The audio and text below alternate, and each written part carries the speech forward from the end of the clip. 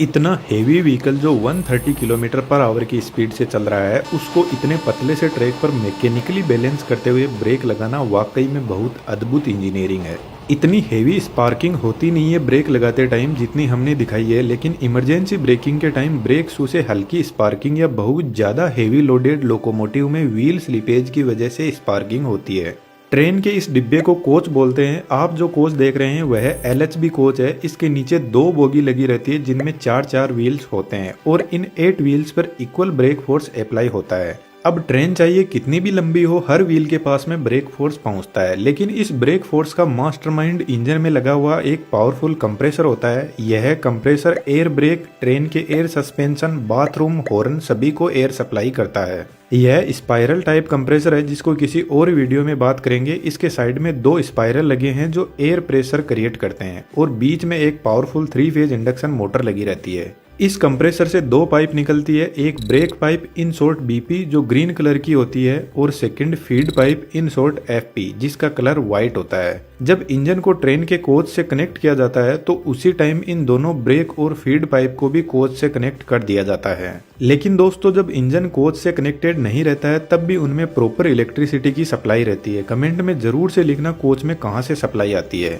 Engine और coach के दोनों साइड में ही वाल लगे रहते हैं जिनको एंगल कोक बोलते हैं। इनका यूज जब इंजन को अलग किया जाता है तो इन पाइप से प्रेशर कम ना हो जाए इसलिए बंद कर दिया जाता है। अब यह दोनों पाइप हर बोगी से होते हुए ट्रेन के लास्ट कोच की बोगी तक जाती है। हम किसी एक बोगी का ब्रेक मैकेनिज्म समझते हैं। इंजन में रखा हुआ कंप्रेसर इस फीड पाइप में कॉन्टिन्यूसली प्रेशर भेजता रहता है और फीड पाइप इस रिजर्वोयर से कनेक्टेड रहती है, लेकिन रिजर्वोयर में एयर भेजने से पहले एक वाल लगा रहता है आगे के मैकेनिज्म को मेंटेनेंस के काम के लिए, और एक डस्ट कलेक्टर लगा रहता है जो डस्ट को आगे नहीं जाने देता। इसके अलावा एक नॉन रिटर्निंग वाल जिसको शॉर्ट में NRV बोलते हैं जो सिर्फ फीड पाइप से एयर को रिजर्वोयर में आने देता है लेकिन वापस नहीं जाने देगा।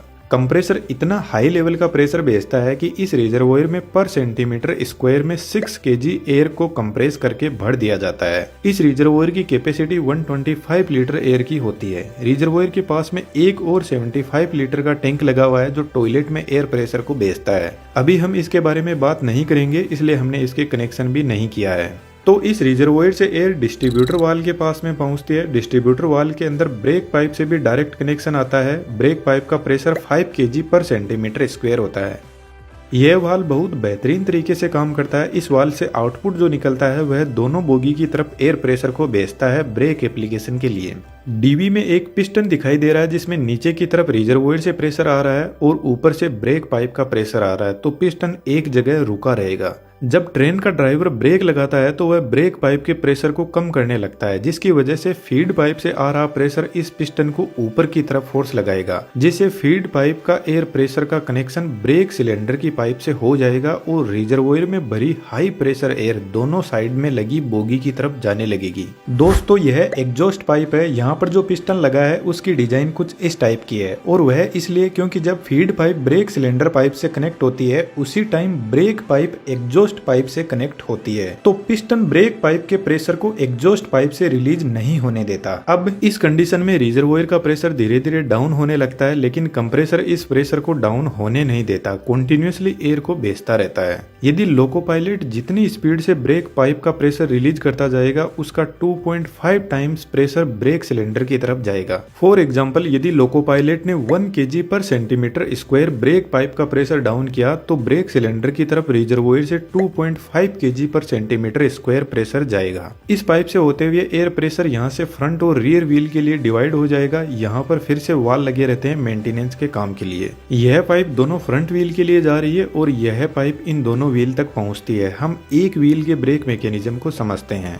दोस्तों, एक थोड़ा बारीक मैकेनिज्म है, इसको समझना। अभी डिजिटल दुनिया का जबरदस्त टाइम चल रहा है और इसमें नई नई स्किल्स की भरपूर डिमांड है और पैसा अनलिमिटेड, और इनमें 3D एनिमेशन भी एक जबरदस्त डिमांडिंग स्किल है। हमने बेहतरीन 3D एनिमेशन का कोर्स डिजाइन किया है। लर्निंग के अलावा जितने भी अर्निंग के तरीके हैं उनके बारे में भी बात की है, और हम एक प्राइवेट 3D कम्युनिटी भी बिल्ड कर रहे हैं जिसमें आप अपने आप को बेहतर पॉलिशिंग कर पाओगे। डिस्क्रिप्शन में डिटेल्स अवेलेबल है, बहुत कुछ सीखने को मिलेगा, जरूर से ज्वाइन करना। अब वापस टॉपिक पर आते हैं। एयर प्रेशर सबसे पहले ब्रेक सिलेंडर में आता है। ब्रेक सिलेंडर में डायफ्राम होता है जो एयर के प्रेशर से कुछ इस तरीके से मूव करता है। अब डायफ्राम का फोर्स इस पिवट पॉइंट पर पहुंचता है और इस पिवट पॉइंट से ब्रेक फोर्स ब्रेक शू पर जाता है और ब्रेक शू ब्रेक डिस्क पर घिसने लग जाता है और धीरे धीरे ट्रेन का व्हील रुकने लगता है। यह सेम प्रोसेस सभी व्हील्स के साथ में होती है। ब्रेक डिस्क कुछ इस टाइप की बनी होती है जिसमें कुछ ऐसी बार होती है जो इसकी कूलिंग में हेल्प करती है। अब जब ट्रेन रुक जाती है तो जब तक ब्रेक सिलेंडर में एयर प्रेशर अवेलेबल रहेगा तब तक ट्रेन का ब्रेक लगा हुआ रहेगा। तो जनरली जब ट्रेन खड़ी रहती है तो उसमें ब्रेक लगा हुआ रहता है जो एक हैंड ब्रेक की तरह काम करता है। तो ट्रेन को स्टार्ट करने से पहले ब्रेक सिलेंडर की एयर को रिलीज करना जरूरी है। उसके लिए वापस डिस्ट्रीब्यूशन वाल्व पर चलते हैं। जब तक ट्रेन में ब्रेक अप्लाई रहता है तब तक रिजर्वोयर जिसमें एयर फीड पाइप से आती है वह कंटिन्यूअसली इस पिस्टन को ऊपर की तरफ फोर्स लगा के रखती है। लेकिन ब्रेक रिलीज के टाइम कंप्रेसर फिर से ब्रेक पाइप का प्रेशर बढ़ाने लग जाता है और एक कंडीशन आती है जब पिस्टन वापस नीचे की तरफ आने लगेगा जिससे रिजर्वोयर का कनेक्शन हट जाएगा और ब्रेक सिलेंडर में जो पाइप अब तक प्रेशर भेज रही थी उसका कनेक्शन इस एयर रिलीजिंग पाइप से हो जाएगा। डायफ्राम के पास में एक स्प्रिंग लगी रहती है जो डायफ्राम को वापस नॉर्मल पोजीशन पर आने के लिए फोर्स लगाती रहती है। तो जैसे ही ब्रेक सिलेंडर वाली पाइप का कनेक्शन इससे होगा तो स्प्रिंग ब्रेक सिलेंडर की एयर को पूरी बाहर की तरफ रिलीज कर देगी और ब्रेक रिलीज हो जाएगा। ट्रेन के ब्रेक रिलीज करते टाइम कुछ ऐसी आवाज एयर की हमें सुनाई देती है। डिस्ट्रीब्यूशन वाल्व के पास में एक छोटा टैंक और होता है। इसमें ब्रेक पाइप के प्रेशर को परमानेंटली फीड कर दिया जाता है ताकि जब ब्रेक पाइप का प्रेशर रिड्यूस हो तो डिस्ट्रीब्यूशन वाल्व इस छोटे से टैंक से कंपेयर कर सके कि ब्रेक पाइप का प्रेशर कितना रिड्यूस हुआ है। ट्रेन में एक और ब्रेक होता है हर कोच के अंदर जिसको चेन पुलिंग बोलते हैं। तो जब कोई भी चेन पुलिंग करता है तो एक्चुअल में वह ब्रेक पाइप के प्रेशर को रिलीज कर देता है जिससे ट्रेन में ब्रेक अप्लाई हो जाते हैं। LHB कोच में डिस्क ब्रेक होता है जबकि ICF कोच जो ब्लू कलर के होते हैं उनमें डायरेक्ट व्हील पर ब्रेक फोर्स लगता है। ब्रेक मैकेनिज्म दोनों ही कोच में एक ही जैसा है लेकिन LHB कोच में ब्रेक सिस्टम के कंट्रोल के लिए एक पूरी कंट्रोल यूनिट होती है। इस यूनिट के पास में 2 ब्रेक इंडिकेटर लगे रहते हैं दोनों साइड की बोगी के लिए। तो जब ट्रेन में ब्रेक अप्लाइड रहता है तो यह रेड कलर का हमें दिखाई देता है और ब्रेक जब रिलीज रहता है तो ग्रीन कलर का इंडिकेशन दिखाई देता है। यह control panel toilet air suspension के लिए भी एयर प्रेशर को सप्लाई करता है।